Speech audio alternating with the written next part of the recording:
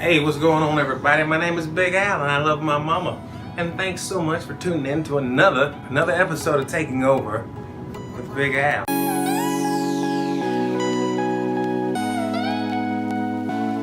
The greatest element of success in investing isn't based on knowledge. It's not based on research. It's not based on the CEO. It's not based on the business model. It's based on one uncontrollable element, and that element is time. To illustrate this point, I want to bring up 3 categories of investments to tell you how timing has everything to do with a successful investment. Those 3 categories are securities, real estate, and small business investing, or owning your own small business. Now let's start off with the first category, securities. Securities include stocks, bonds, ETFs, mutual funds, options, etc. Now, the mantra associated with investing in the markets is this: buy low, sell high. Crazy thing that they don't tell you, however, is, well, wait a minute, when is it the lowest so I can buy? And when is it going to be the highest so I can sell? Once again, that's an aspect of timing.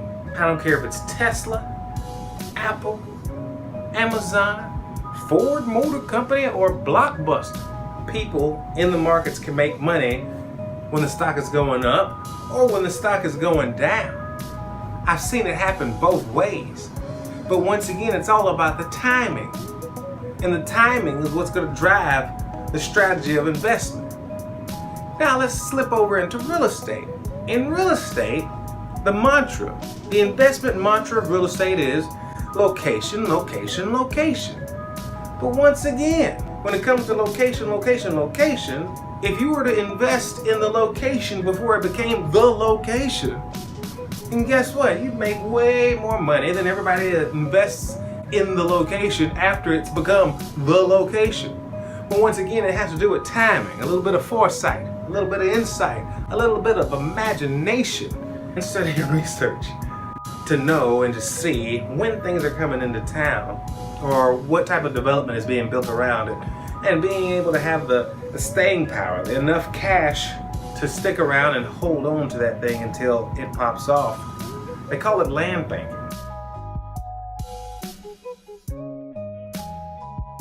Just think about it.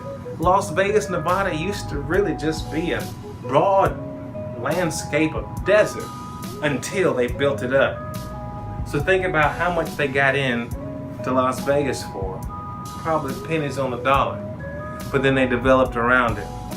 So as it was being developed, I'm pretty sure there were a few investors that came in ancillary aspects of the development of the city of Las Vegas as we know it.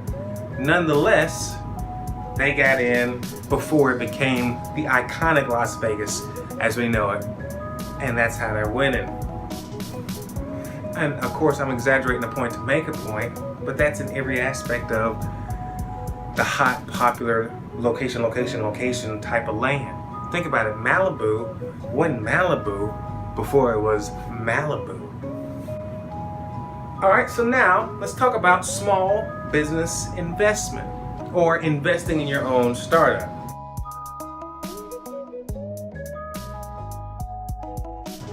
Which is where most of my investing occurs. Now, when it comes to investing in your own startup, the main mantra is you gotta bootstrap and you gotta hustle, or use other people's money if you're talking about people that use venture capitalists and tech investors and so forth. But choose the right team, spend as little money as possible, and hustle all the way until you can exit the business. Now, once again, timing with owning your own small business, you might be like, well, wait a minute, Big Al, that's the timing thing. It's not quite associated with success of my investment in a small business or in my startup as it would be with a security that I don't have control over, the management, or with real estate where I can't control how quickly I can raise the rents or how quickly land is going to appreciate, or how quickly development around the plot that I've purchased is going to increase in value. I can do all that with my own company. I work harder, or I work smart and smarter, and guess what? I can grow my business aggressively and expand exponentially.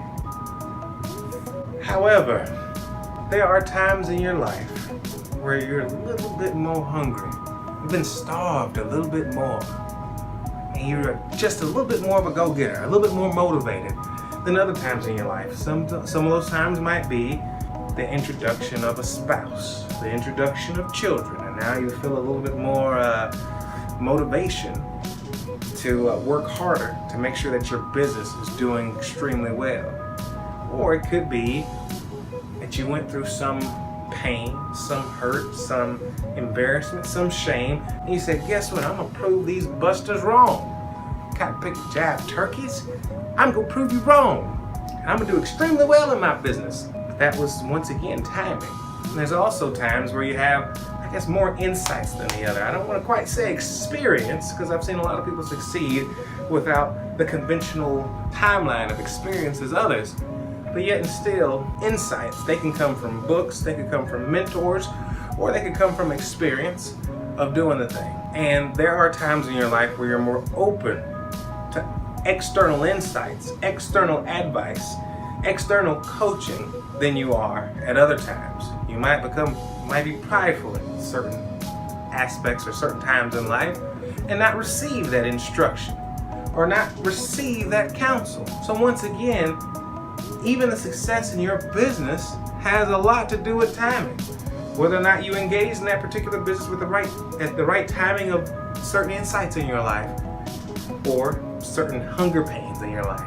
But then also whether or not you have the staying power to stick with it even though it might not seem like it's popping off as quickly as you would like it to. Are you going to stay the course? Or are you going to bounce around and jump from business to business to business to business? Now that's okay if you're a serial entrepreneur, but what you got to think about, Mr. or Mrs. Serial Entrepreneur, or are you bouncing around from successful business to successful business to successful business to successful business, or is it just business to business to business to business and all of them were unsuccessful?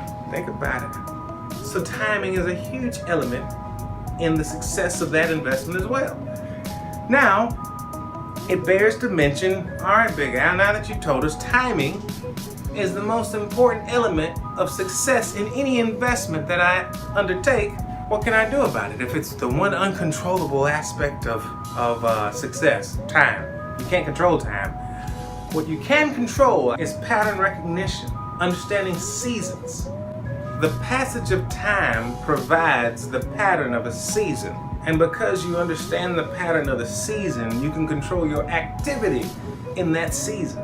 Now, in business, or whatever industry your investment is in, whether it's real estate or certain industries in the market, or your industry that your business that you started up is in, once you understand the seasons of that business, then that'll make you 10 times, 100 times, 1,000,000 times more powerful with being successful in it. That is the key to being successful in all of your investments.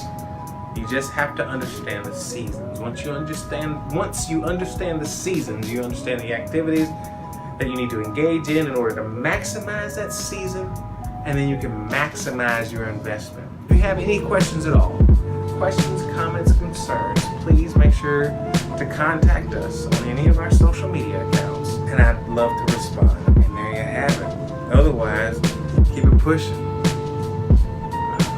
Praise the Lord. We'll take over the world. That's just the beginning. Cheers.